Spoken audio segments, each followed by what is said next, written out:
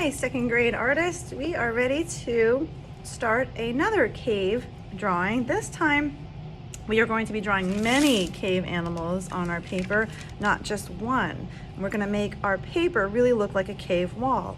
Now students in class are getting a larger piece of craft paper, but if you're at home, I'm wondering if you have a brown paper bag like this, you can cut it and open it up and make yourself a big brown sheet of paper to draw your cave wall onto. After you do that, we're going to crumble it up. To make your bag cut like a cave wall, simply open it up big, cut right down the side, and it doesn't have to be perfect because we're gonna wrinkle this up and rip it in a little bit. Then you're gonna cut the bottom off. So one side, another, there, and there. So now you have your open piece of paper. After you have taken your bag, we know that cave walls aren't smooth like this, they are bumpy. So I'm gonna have you take your paper and wrinkle it carefully. See how I did that slowly? And then open it back up. You can wrinkle it another way too. You're not destroying it, you're just kind of giving it some texture. If you want to, you can also rip the edges to make them look a little uneven and not so perfect.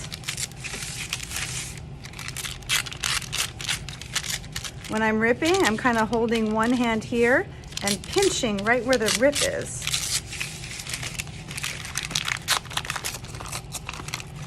And keeping my hands sort of together.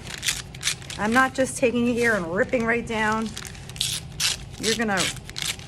Might ruin your paper that way. So keep your hands together. One hand holds it flat and the other one kind of rips.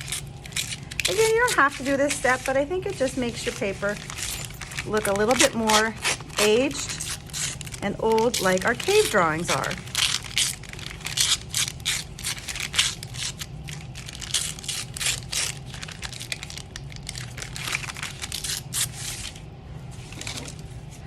Great, now that we have our paper ready, we're ready to draw our cave animals on them.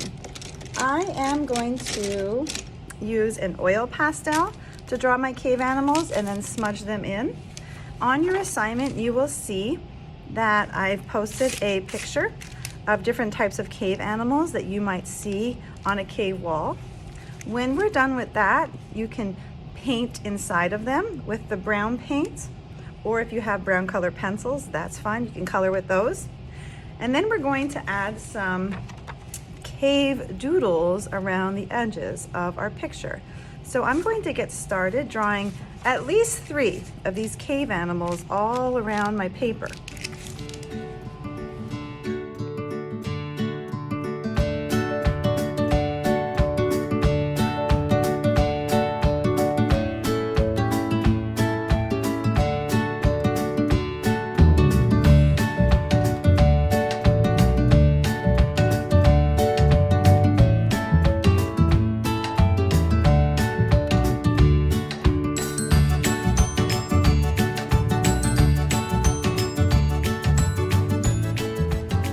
I have my 3 cave animals drawn on my paper. See how they fill the paper?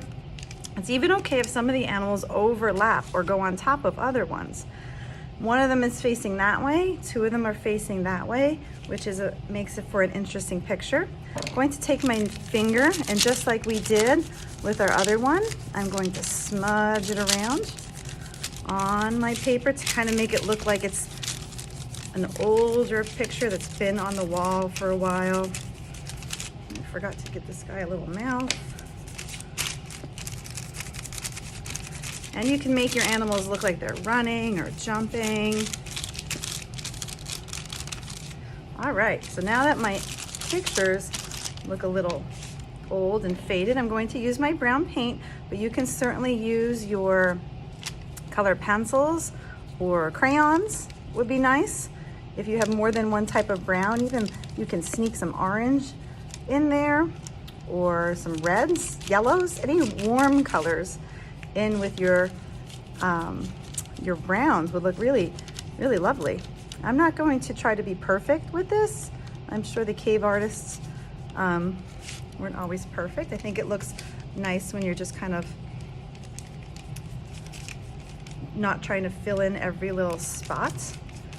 Always, when you're using a brush, when there's nothing coming off, just dipping it back in, getting a little bit more on. And there's that one. I'm not going to paint the horns because I'm going to use a white oil pastel for the horns. If I go outside of the lines at all, I can always draw over my painted areas. Oil pastel goes over tempera paint quite nicely. And remember, this is the brown paint that was made by mixing the 3 primary colors together, yellow, red, and blue, in different amounts. So there's a lot of yellow, a little bit of blue, and about a little bit more red, but not as much as the yellow. All right, after I'm done painting, I'm just gonna fix up some of these lines here a little bit that I might have went over. And the last step you're going to do is add some cave doodles around your background. I'm going to use a white oil pastel and a black one. You can use a white crayon or a color pencil that's white, or a black color pencil, whatever you have that's white and black. And I'm just gonna fill in the background areas with these little doodles.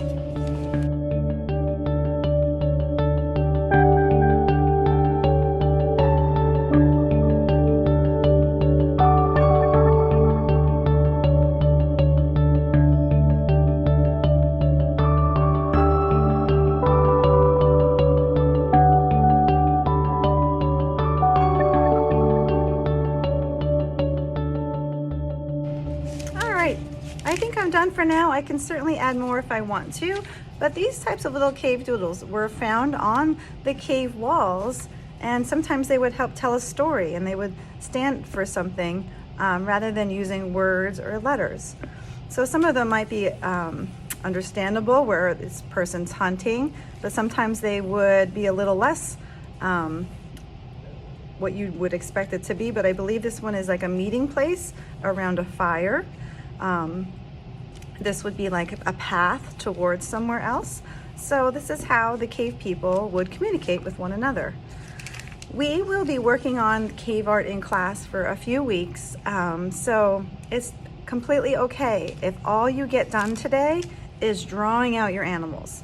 I'm showing you a lot in a short amount of time. And then next week, you can color your animals. And the following week, if you want to add some doodles. So don't feel like you have to finish this completely in one class period. It might be too much, and I don't want you to rush through your work. I forgot to color in my horns here white.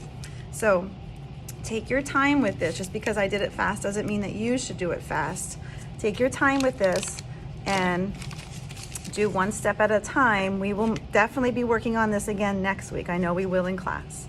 So have fun, and if you want to upload a photo of your work or submit it to this assignment so I can see your progress, I would love to see it.